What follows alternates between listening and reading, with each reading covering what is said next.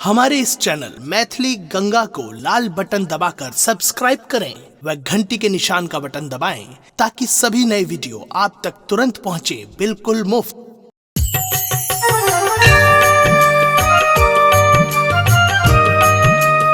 अपने सुन रहल छी गंगा कैसेट की प्रस्तुति।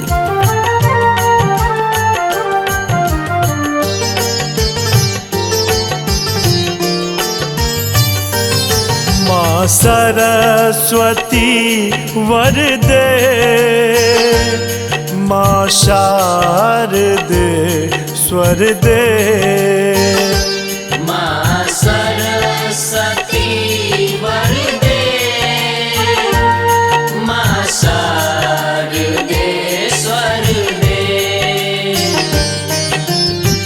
ज्ञानक ज्योत तकैय जीवन तो अन्हार हरि ले। माँ सरस्वती वर दे, माँ शारदे स्वर दे।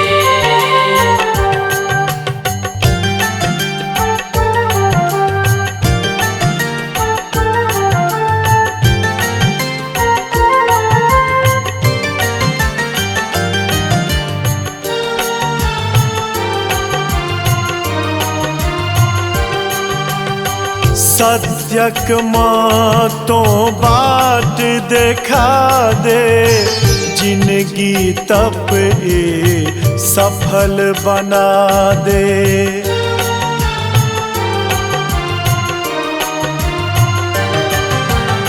सत्यक माँ तो बाट देखा दे, जिंदगी तप ए सफल बना दे। छी अज्ञानी ज्ञान बखारी, जननी तो भर दे।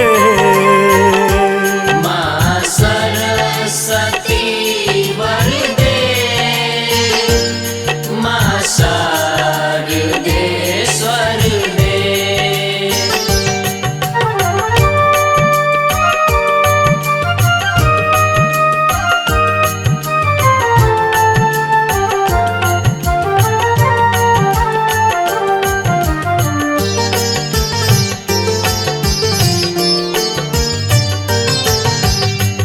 मन में माँ विश्वास जगा दे, सुर संगीत आ राग सिखा दे।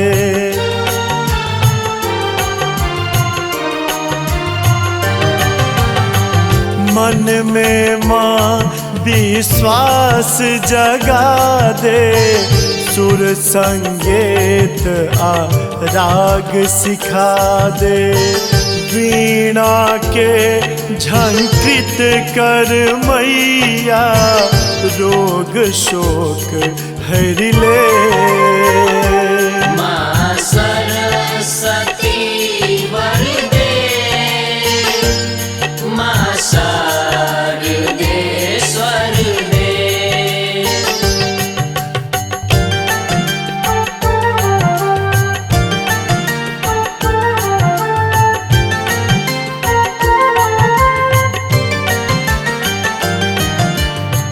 अपने सुन रहल छी गंगा कैसेट की प्रस्तुति। स्वर के देवी तो जगदम्बे, माधव कंठक छह अवलंबे।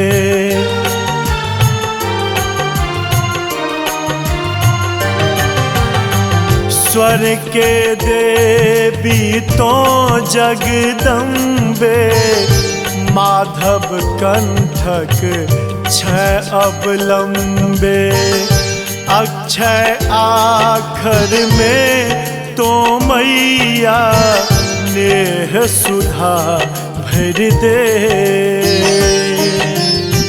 ज्ञानक ज्योत तकैय जीवन तो अन्हार हरि ले। माँ सरस्वती वर दे, माँ शारदे स्वर दे।